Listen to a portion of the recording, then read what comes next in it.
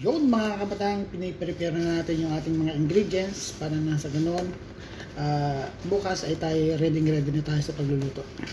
Ayun mga kabatang, magluluto na naman tayo ng chili garlic. Dahil naubos yung ating chili garlic last week nang napakabilis, so maraming nag-order. So ngayon magpiprepare tayo ng ating mga lulutuin. So nakita nyo, sobrang laki na lang ating awa. Inuna ko muna mga kabatang ay ang sili dahil mas marami ang sili kaysa sa bawang.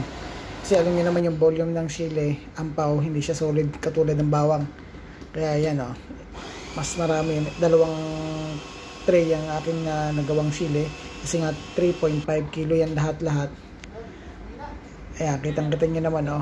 Yung kawa ko nga pala is 15 kilo ang pinaka-maximum na pwede mong ilagay. Kung napapansin nyo mga kabatang, parehas lang yung damit na ginagamit ko last week, no? Medyo matapang yung sili natin ngayon, mga kabatang.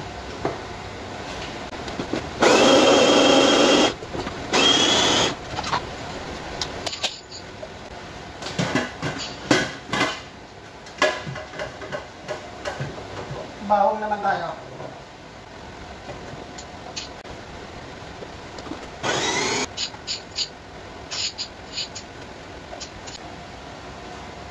Sira yung ano natin, pambira. Buti last na ano na lang. Yun mga kabatang, ito ating lulutuin ngayon, napakadami. Yung gilingan natin ay saka bumigay ng last na salang na. Kung hindi, magmamanual tayo mga kabatang. Yan.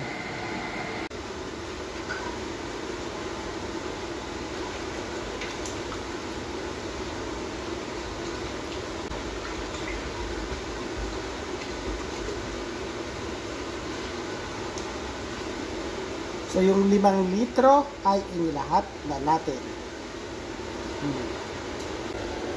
Yun mga batang, habang tayo ay nagluluto, mag-sterilize muna tayo ng ating garapon.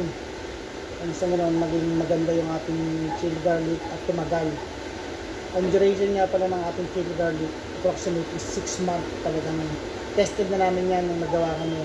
Nag-iwan kami ng isa, almost 6 months, 7 months. Nung chinek ko, andun pa rin, sobrang lalong pumapang yung chili garlic. Parang mas maganda pa nga yata kung ito-preserve mo ng mga 7 months to 8 months bago mo kainin. Pero anyway, mas masarap naman yung chili garlic pag bagong luto. Yun lang mga kabatang, mamaya na ulit. Yan mga kabatang, tanggalin natin yung mga bote sa box para ma-sterilize na natin. Iisa-isahin natin talaga yung i-sterilize. Tatanggalin muna natin ang takip, isi-separate para separate natin i-sterilize yung bote at saka yung takip. Yan o, natanggal na natin mga kabatang. Kita nyo naman ang dami. Ito, inumpisahan ko munang lagyan ng tubig yung takip para sa ganoon mamatay yung mikrobyo. Tapos saka ko siya papatuyuin mamaya. Iyan na. Tapos ang sunod ko namang in-sterilize yung ating bote o yung ating garapon para sa ganun ay mas tumagal yung ating chili garlic. Ayan na ang ating chili garlic oil. Medyo nag-melt na yung ating sili. Talagang makikita mo na talagang napakasarap. Amoy pa lang ay talagang mapapakain ka na at magaganahan ka. Ito na.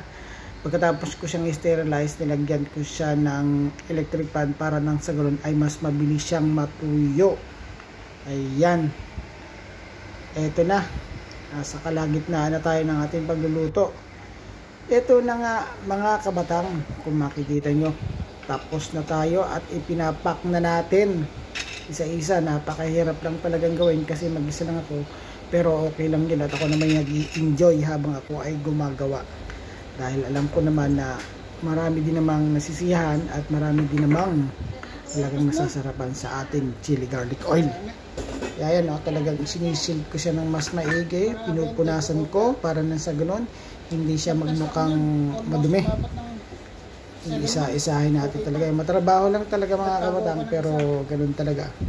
Wala namang talagang madali sa panahon ngayon. Kailangan mo talagang paghirapan ng mga bawat segundo, minuto, araw para lang magkaroon ka ng konting extra income, at least kahit pa paano meron tayong pinagkikitaan.